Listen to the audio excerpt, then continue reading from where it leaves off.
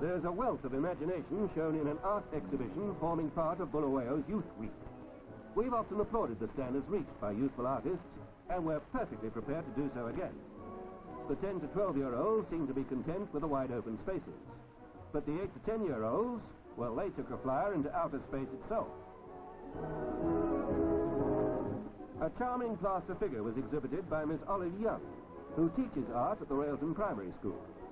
Well, it appears there's virility in art, and there was certainly virility in the float procession which got the Youth Week festivities underway. Bulawayo stepped out, high, wide, and handsome.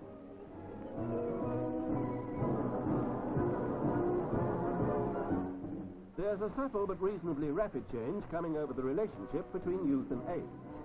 Youth is taking the helm much earlier. It's a good thing youth seeks new ideas, even if they do consign old-fashioned ideas to the ox wagon. But if nothing else, old-fashioned ox wagon thinking gave Bulawayo its lovely wide streets. So put that in your space helmet and smoke it. Bulawayo City Hall is the scene for a unique ceremony, the installation of the new Lady Mayor. The retiring Mayor, Councillor Miller, congratulated the incoming Mayor, Mrs. Margaret Brett, on being the first Lady Mayor Bulawayo has elected, and he handed over the reins of office. Following the robing ceremony, Mrs. Brett took charge of the meeting and made her first speech as Mayor. Mrs. Barham is the new Mayoress, and the Deputy Mayor is Councillor J.D. Payne.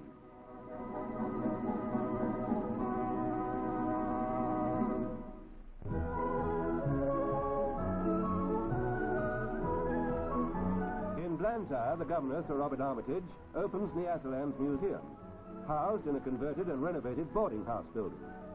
Tremendous credit for this enterprise must go to the museum's enthusiastic curator, Mr. Peter Hanning, who converted the building and, with the assistance of an African taxidermist, Victor Rome, has assembled a really worthwhile and varied collection.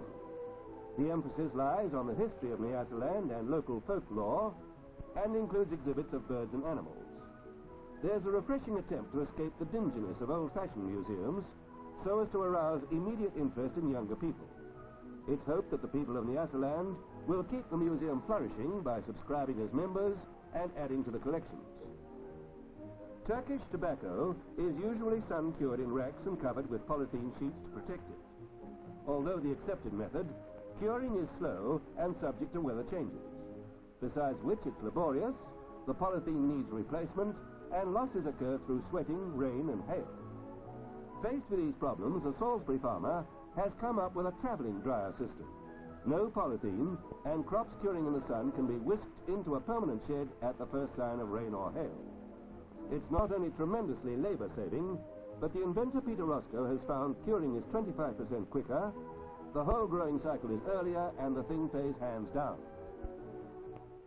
The Rhodesia Harness Racing Association is doing all it can to get owners interested in training trotters.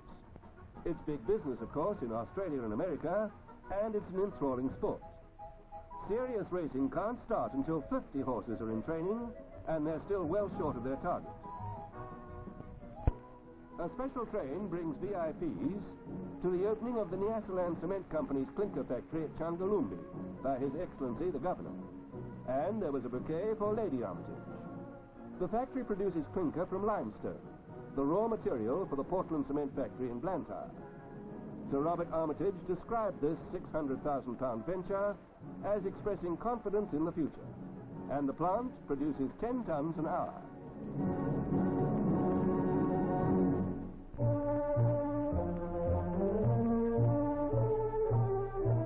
The southern province of Nasaland was visited recently by Their Excellencies Lord and Lady Dalhousie.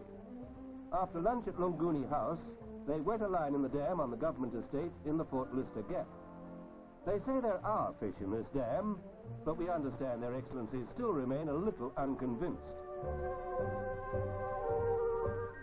The Glennie School is a junior school catering for children of the Cholo district.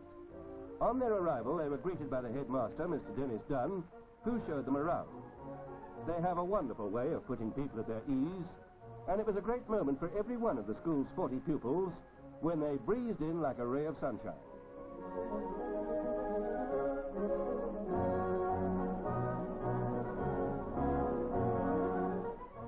They are blessed with an easy and friendly way with children and were quick to gain their confidence. As parents themselves, they were keenly interested in what was going on in the young minds around them. It was a memorable interlude for the children, the sort of thing they'll remember for the rest of their days.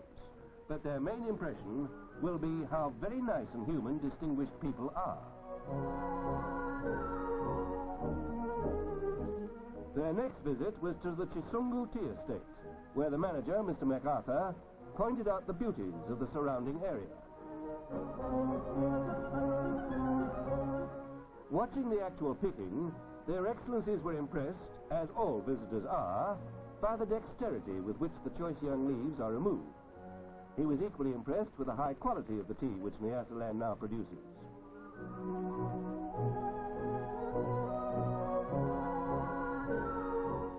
St. Andrew's School in Blantyre was the next stop. We spotlighted this school a couple of years ago, and since then its enrollment has risen to 320, nearly 3 times the number attending when it became a high school in 1958.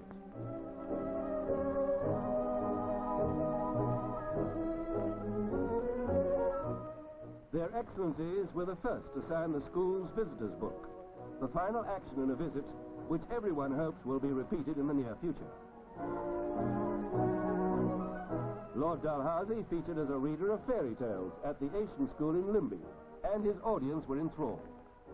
Education of all races is a top priority throughout the territory. Answering the lure of the Lower Shiri River, His Excellency had rough going trying to come to grips with some tigerfish. But alas today, if the fish were biting, they must have been dining out.